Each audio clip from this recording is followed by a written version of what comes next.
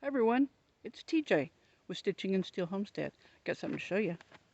Look quickly. Whoop. You know what that was? It was the deed to my land. Some of you are aware that it has taken a hellacious amount of patience and time to get this finalized. I spoke up for this land last December, December of 20.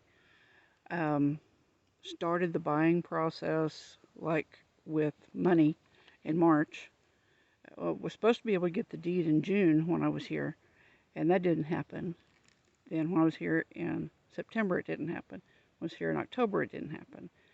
So now everybody signed off, and checks have been sent, and papers have been filed, and this deed has my name on it. I am very, very excited about that. So that's the main thing I wanted to share with you. Also, if you look behind me, you can kind of see the mountains that are back there. When you live in the mountains, you don't necessarily always see the mountains. That was something that I learned after I spoke up about wanting this land. But it's okay. And it's nowhere near as majestic as the other mountains that have my heart, the Rocky Mountains near Estes Park. I went there in the end of August, 1st of September, and when I got there, I was afraid that the next time that I came to Arkansas, I was going to be sorely disappointed. But you know what? I'm not that kid that's hiked Long's Peak a couple of times. I'd be lucky to, make it to the tree line right now. But, oh well. I am just as happy here because I'm so much closer to my boys. And I'm excited to start on all these processes to get this thing rolling. Um, I also wanted to mention the content of this YouTube and of my Facebook page. I've had people say, well, what's your schedule? When do you put out videos?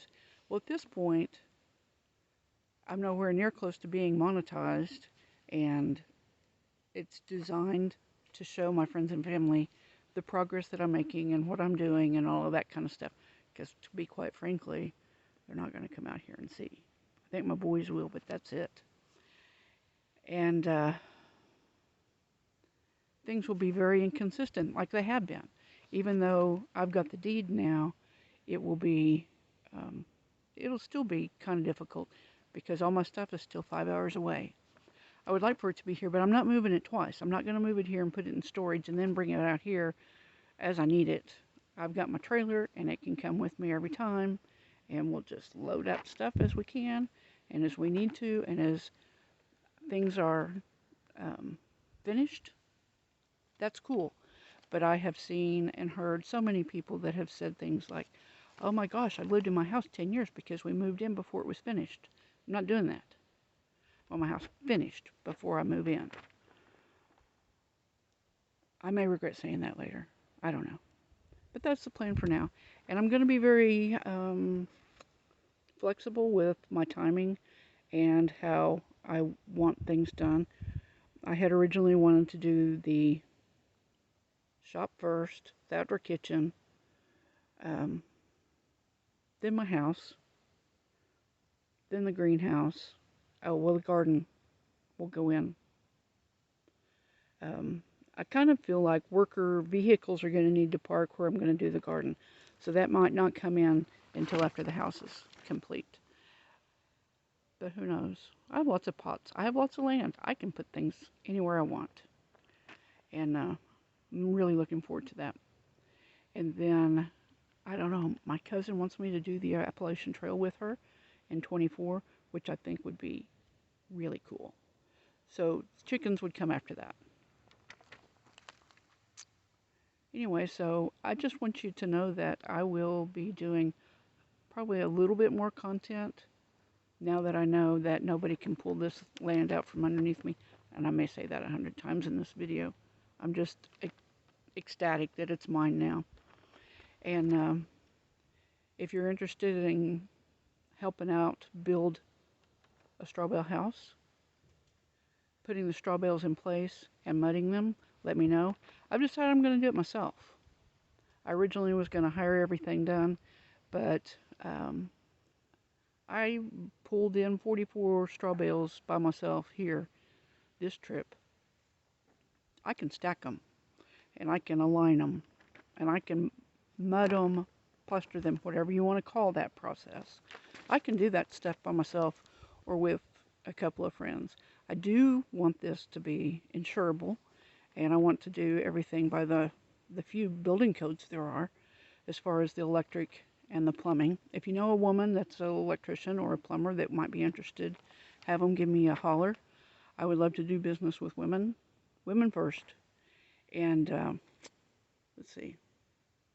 Oh, and the roof. I can't do that anymore. I can't get up on the roof. My balance is just not good enough. So let me know if you know anybody that wants to help out with any of that. I've got good camping. I will feed anybody that wants to come help and, spend a couple of days and come help when things get a little bit warmer outside. Okay, now that was kind of a weird thing to say, because I walked outside this morning about 9 o'clock to take stuff to the compost pile where I'm staying, and I thought, man, it's hot out here. I could take my clothes off and get a sunburn. I didn't. No. Even though nobody's around. Sorry, I have a single hair. Don't you hate it when that happens? Okay. I don't know what else to show you. I'm going to show you this. Let's see. You can see that tray. It was a tent platform that somebody had built. And I stacked 44 straw bales up there and got them covered. So they're ready to go. I just need to get everything over here to the building site. I'm still going to try to do something with this structure to make it part of the outdoor kitchen. And but the shop's going to go right behind it.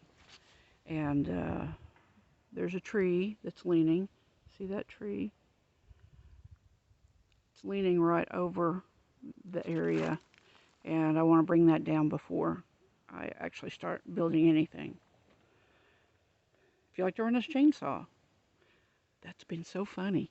So many people are like, I'll come help you cut things down. I'm like, okay, fine. I've got plenty of things that need to be cut down. And then I'm going behind people with the sawzall, cutting off the little limbs and whatnot and stacking them up to go to the compost. And I don't know, it's kind of funny. This whole thing's going to be quite interesting. So anyway, come on down to Arkansas and see us. It's beautiful, even this time of year. Okay, I'm going to sign off. I appreciate you all watching. I might suggest that you hit the notification button so you know when things come in, since it's not going to be a scheduled event. And also join my Facebook page, Stitching in Steel. I don't really know what you call it. Is it a page? I guess. What else? I don't know. If you have any suggestions or you want to know anything, give me a holler. All right. Thanks again for watching. We'll see you next time.